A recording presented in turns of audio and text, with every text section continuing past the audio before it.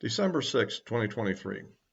Well, in my last video, I was decrying the abysmal performance of the Republicans in the House in terms of the dealing with leadership issues and the expulsion of a member prematurely, in my opinion.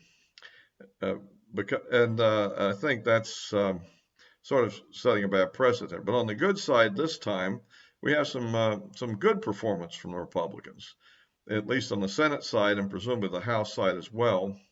That they have kind of gone along the lines I was advocating in an earlier time, and that is to basically tie approval of this big aid package, which would involve Ukraine, Israel, Taiwan, and border security or border funding, let's call it, to actually implementing real border security as part of the bill. Now, what they're doing exactly is still up in the air, and I think that may be subject to negotiation, and it could be a place where you could sort of have a bit of a failure. It could happen. But the general idea I have is that if they really want the money for Ukraine, particularly, and my opinion on the Israel thing is that really I don't think that Israel's in any critical need at this moment because of the fact that they're already receiving large quantities of ammunition and the two Iron Dome systems that we procured have been sent back, and so this is coming out of the U.S. inventory, and so the money, the military money that would be going to Israel, is really just to replace in our own inventory the stuff we've already sent to them, and the rest of it, I think, they can get by for a while. Whereas on the other hand, I think Ukraine is reaching a desperation state because the money we're giving funds their whole regime in terms of their pensions and their civil service budget, as well as providing money for military equipment, which also pretty much is coming out of existing inventories. Very little of it is being actually procured new manufacture. So the point is that if Biden wants to get his money for protecting Ukraine, then we need to absolutely insist on some changes to the immigration policies. And I think these should include, and hopefully will include, legal changes that we couldn't get by even if we had full control of the government like we had, let's say, back during the first 2 years of the Trump administration. And the reason for that is that the filibuster is still there as long as we're having anything to say about it. Because, and there's a good reason for that. I've gone through that in previous videos. And so to get past the filibuster, you have to get Democrats to vote for this thing. And therefore, that is essentially what we need to hold hostage is the Ukraine funding. And essentially, we need to have changes in the law to reverse certain court rulings that occurred, which occurred largely because the Obama administrations and Clinton administrations simply let them occur. That is, one trick that they've used historically is that some activist group files a lawsuit and they simply settle out of court and let the activist group win rather than actually defend the previous legal positions all the way to the Supreme Court. But you see, it's kind of a fake deal, if you want to look at that, which, by the way, is a tactic. If we get back in power, we ought to try ourselves, by the way. But at any rate, it worked for them, and I think. But these are things that legislative changes can reverse. Some things are more constitutional. This isn't, and so we need to return to basically a policy of a remain in Mexico policy. Greatly limit any more migrants unless they actually reasonably qualify to enter our workforce.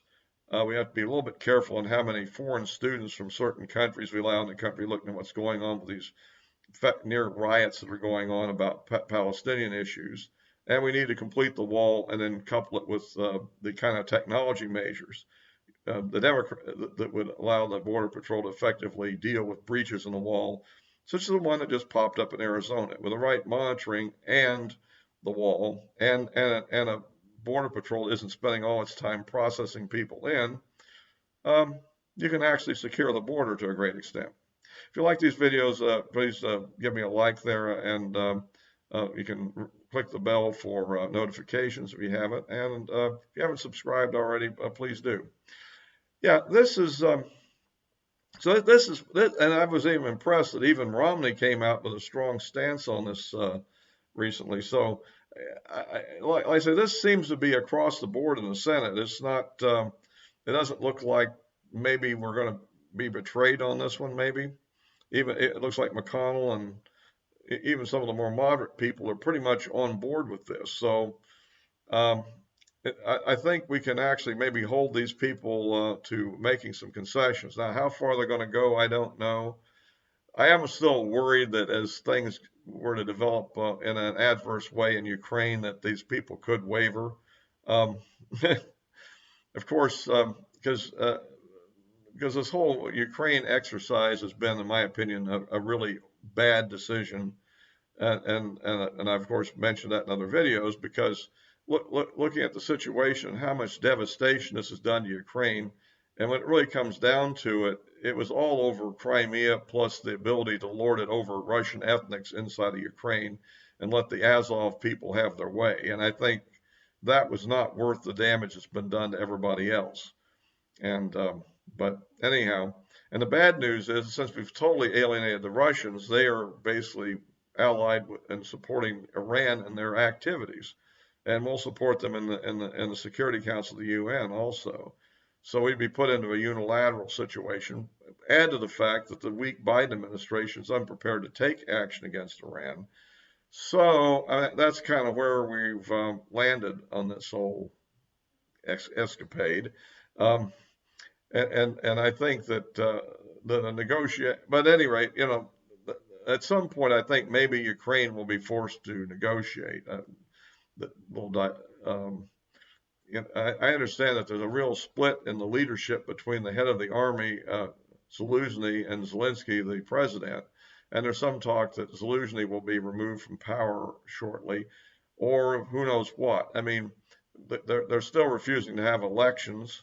Um, and after all, these elections would occur, wouldn't include the areas occupied by the Russians. So this should be the people that are mostly in the fight, right? But they don't seem to trust their own people to be really in this anymore. And given the horrendous casualties they've taken, well, anyway. But we'll see how this pans out. But I think at least the initiative is good and it's looking strong so far. Now, obviously, um, the Democrats are balking at any deal at this point, per Schumer's statement. And so we'll just have to see who can hold out the longest, I guess. Like I say, on the Israeli thing, I think that I don't know that there's a whole lot that they need to appropriate because they're already getting what they mostly need, I think. Um, and that'll be, anyway, we've already approved a standalone Israel appropriation, and of course it's being held up in the Senate.